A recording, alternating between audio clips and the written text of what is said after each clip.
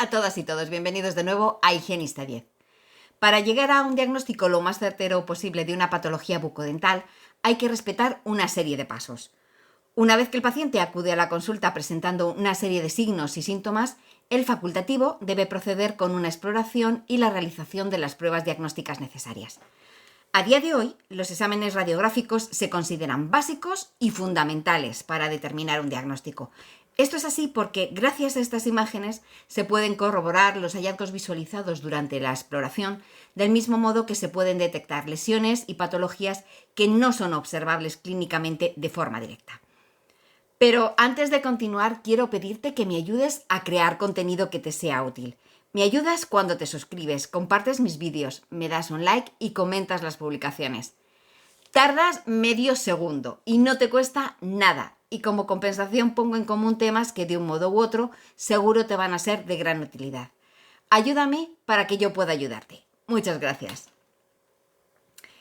Sí, hoy hablamos de las radiografías dentales y de lo que podemos ver en ellas. Pero antes de nada quiero dejar claro lo siguiente. Cuando se realiza una radiografía para esclarecer la situación clínica de un paciente, se está llevando a cabo una prueba de radiodiagnóstico, o lo que es lo mismo, un diagnóstico por imagen. Con esto ya estaría todo dicho, pero para que no queden dudas, el higienista dental no puede, bajo ningún concepto, diagnosticar patologías bucodentales mediante ningún proceso, ya sea exploratorio o prueba diagnóstica. El higienista dental no está facultado para ello. Esto significa que debemos ser totalmente ignorantes ante una radiografía dental. Desde luego que no. Que no podamos diagnosticar no significa que no debamos saber discernir si lo que vemos en una radiografía está dentro de la normalidad o no. A grosso modo, debemos saber detectar la anomalía. Es más, me atrevo a decir que es necesario que sepamos reconocer ciertas patologías como son la caries, ciertos signos de enfermedad periodontal como puede ser el ensanchamiento del ligamento periodontal o la pérdida ósea, también reconocer las espículas subgingivales de sarro o signos de infección como el quiste dental, por decir algunos de los más importantes. A día de hoy existen diversas técnicas radiográficas que se aplican en el campo de la odontología como son la ecografía, la resonancia magnética y la tomografía computerizada o TAC. Aunque la ecografía y la resonancia magnética son pruebas que suelen realizarse en el ámbito hospitalario, el TAC se está introduciendo en las clínicas más grandes, ya que es de gran ayuda sobre todo en cirugías de implantes. Pero las pruebas radiográficas más utilizadas en el día a día son la radiografía cefalométrica para estudios de ortodoncia, las radiografías de aleta de mordida y las oclusales, aunque las que se llevan la palma son las periapicales y las ortopantomografías o radiografías panorámicas, como se las llama comúnmente. El hecho de que haya tantas técnicas radiográficas no es porque sí, sino que cada una de ellas presentan unas proyecciones de imagen que proporcionan información detallada de ciertos aspectos concretos. Pero no es cuestión de hacer ahora la Biblia en verso, sino que vamos como siempre a lo estrictamente necesario. Cuando estamos frente a una radiografía, lo fundamental, y en esto no voy a hacer el descubrimiento del siglo, como digo, lo fundamental es comprender la imagen que estamos viendo. En esa imagen se nos presentan todos los tejidos orales como una escala de grises. Y para comprender lo que tenemos delante debemos tener presente lo siguiente. Lo primero son las densidades radiográficas, es decir, vamos a ver zonas blancas y zonas más oscuras con una cierta transparencia. En segundo lugar, que la imagen que observamos es bidimensional. Y en tercer lugar, y relacionado de manera directa con lo dicho en el punto 2, debemos ser conscientes de que, aunque en la radiografía nosotros percibimos las estructuras bucales en 2 dimensiones, la realidad es que los tejidos anatómicos son tridimensionales. Me vais a decir que no he descubierto oro, ya lo sé. Lo que pretendo transmitiros es que cuando vemos una imagen bidimensional de un objeto tridimensional, la percepción que tenemos de él va a cambiar porque se superponen las estructuras que están delante sobre las estructuras que están detrás. Por poneros un ejemplo, imaginaos la zona oclusal de los molares. Si vemos la fotografía de la izquierda, con esta perspectiva observamos perfectamente la distancia que existe entre las cúspides vestibulares y las linguales.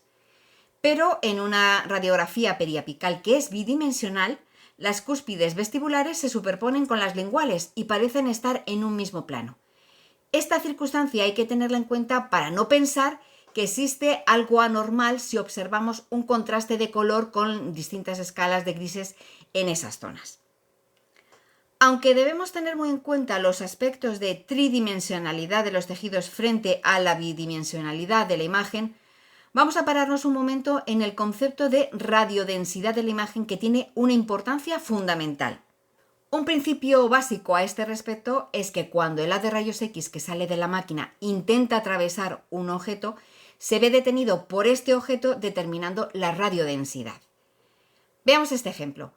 Se ha realizado una radiografía periapical de tal manera que el haz de rayos X ha incidido sobre 2 molares, un premolar y sus estructuras periodontales, y ha intentado atravesar todos estos tejidos. Y al intentar atravesarlos, observamos que dependiendo del grosor, del tipo de tejido y de cuántas estructuras se encuentren superpuestas, queda determinada la radiodensidad de las sombras que se generan. Es decir, se aprecian zonas más blancas y zonas en distintas escalas de grises. De tal manera que distinguimos 3 grandes grupos de radiodensidades. Y ahora vamos a lo importantísimo. El primer grupo se corresponde con las zonas blancas o radiopacas, y son las que se corresponden con las estructuras más densas del objeto y que por lo tanto al haz de rayos X le cuesta atravesar, porque esa zona densa le ha frenado. En el segundo grupo de radiodensidades se incluyen las zonas oscuras radiotransparentes, también denominadas radiolúcidas, y se corresponden con las estructuras que son atravesadas por los rayos X sin ningún tipo de impedimento. Y finalmente, las zonas de color gris, en tonalidades que van de gris medio al gris claro, se corresponden con las áreas en donde los rayos X han sido frenados en mayor o menor medida. Ya sé lo que me vais a decir. En la fotografía que os pongo dice en el título las 5 densidades radiográficas y yo os he hablado de 3. Cuando se especifica lo de 5 densidades radiográficas, se refiere de forma general a cualquier radiografía del cuerpo en la que el aire se ve de color negro, la grasa se ve en gris oscuro, el agua y los tejidos blandos en un gris más claro, el hueso y los minerales como el calcio en blanco y el metal en un blanco más opaco. A nivel dental, estas 5 categorías se agrupan en las 3 que acabo de decir. En las zonas que se ven blancas, es decir, las radiopacas, ya sea que se corresponda con las zonas del diente como el esmalte, con una obturación de composite o amalgama e incluso ciertas lesiones orales, ojo. Las zonas oscuras radiolúcidas se corresponden con lesiones por caries, quistes y ciertas lesiones orales, por poner unos ejemplos. Y el tercer tipo, en el que se agrupan las zonas grises en tonos más o menos claros, y como ejemplo podemos poner el caso de los tejidos periapicales. Bueno, un poco de teoría básica está muy bien para clarificar los principios elementales, pero lo que nos interesa es la parte práctica. Pero ya sería demasiado para incluirlo en este vídeo. La próxima semana nos ponemos con varios ejemplos prácticos, no os preocupéis. Eso significa que no te puedes perder el próximo vídeo, ni los siguientes tampoco. Es más, en el canal hay ya más de 100 vídeos para que te pongas con ellos, poco a poco, sin atragantarse.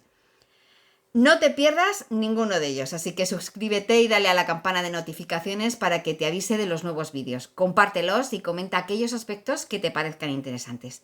Te agradezco que me des un like para saber que lo que publico te gusta y te es de ayuda. Nos vemos en unos días. No me faltes.